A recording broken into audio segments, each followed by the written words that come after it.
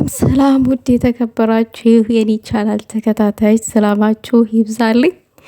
ዛሬ እውነት ለመናገር ያክል በጣም የገረመኝና በጣም ደግሞ ያሳዘነኝን ነገር ይዤላችሁ መጥቻለሁኝ። ያው ሀይሚዬ ትናንትና ዳኒ ጉቶ ቤት ሄዳ ነበረ። ዳኒ ጉቶም ያው ለሱሴም ያው ትልቅ ማስጠንቀቂያ ሰጥቷታል። ከህይወታችን ውጪ ምናምን የሚል ነገር እሱ አይደለም፣ ስለሱ አይደለም ያው ላወራ ያሰብኩበትኝን እና ስለምን እንደማወራ ገለጣ ላደርግላችሁ ነው በቅድሚያ ማለት ነው። እና እነ ወይዘሮ ባልቴት ምን አደረጉ መሰላችሁ? ጨዋ ናት የምትሉት ሀይሚ ይኸው ተልከሰከሰች፣ ዳኒ ጉቶ ቤት ሄደች ምናምን እያሉ በቃ እየቆራረጡ ምናምን እና ይሄ መልእክት ግን ለነሱ ነው ውዶቼ፣ ለነሱ ነው።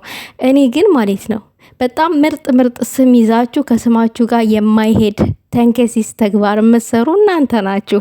ሀይሚን ለመጣል ግሩፕ ከፍታችሁ ምናምን ነገር ደግሞ እናንተ ቡራን የጠቀማችሁ ይመስል የቡራን ስም ለማጥፋት በቃ ሌለ ያደረጋችሁት ነገር ምናልባት ልክ ነኝ ምናምን ብላችሁ ከሆነ እግዚአብሔርን በጣም ተሳስታችኋል። ያደረጋችሁት ነገር ማለት ነው እና ምንም አፍ የላችሁም ሀይሚን የመናገር የኛ ልጅ ጨዋ ነው፣ የእናንተ ልጅ ደግሞ ይኸው ተልከሰከሰች፣ ዳኒ ጉቶ ቤት ሄደች ምናምን እያላችሁ በጣም ያዙ ይልቀቁኝ እያላችሁ ነው። አልተቻላችሁም እና ሰከን በሉ።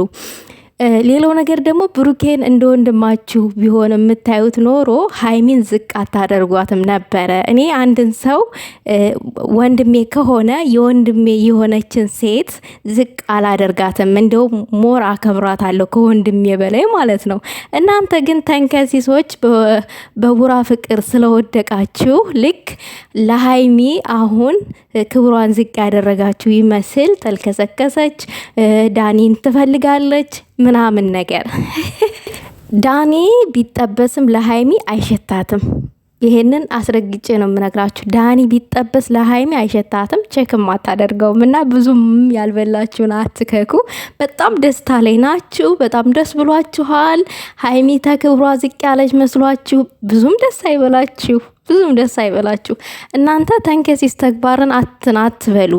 በእርግጥ እናንተ የፈለጋችሁትን ብታደርጉም የፈለጋችሁትንም ነገር ብትሉ እዛ ጋ ሄዳችሁ ሀይሚንም እናቃታለን፣ ብሩኬንም እናቀዋለን።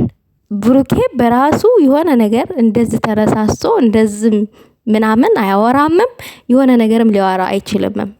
እናንተ ግን ተንከሲስ ስለሆናችሁ ሴት ናችሁ አይደል? እዛ ጋር ያላችሁት ሴት ደግሞ ለሴት ልጅ ጥሩ የምታስባለች፣ መጥፎ የምታስባለች። ለሀይሚ ያላችሁ አመለካከት በጣም የወረደ ነው እናውቃለን። በውስጥ ሌላ በውጭ ሌላ እና ባጭሩ ምን ልላችሁ ነው የፈለግኩት፣ ሀይሚ ዳኒ ጉቶ ቤት ሄዳ ፕራንክ ሰራችም አልሰራችም የሄደችበትንም አላማ በግልጽ የተረዳን ሰዎች አለን። ለቡራ ስትል ላይ ሄደችው እንጂ ዳኒን ፈልገው አይደለም። እና ብዙም ደስ አይበላችሁም። ሀይሚ አልወረደችም እንጂ ተክብሯ ብትወርድ ራሱ እንወዳታለን። እየመረራችሁ ዋጡት። መቼም ቢሆን ሀይሚን አንጠላትም እኛ መቼም ቢሆን፣ ምክንያቱም ሰው ፍጹም አይደለም በዚህ ምድር ላይ ማለት ነው። ይሄ ነው በቃ ይሆናል ሌለ ከሚባለው በላይ ጨዋ የተባሉ ሰዎች ሊሳሳቱ ይችላሉ። ሁሉም ሰው ይሳሳታል። ሰው ፍጹም አይደለም። ስለዚህ ደግሞ ሀይሚ ምንም አይነት ስህተት የለባትም። ብዙም አትደሰቱ ለማለት ያክል ነው። አዎ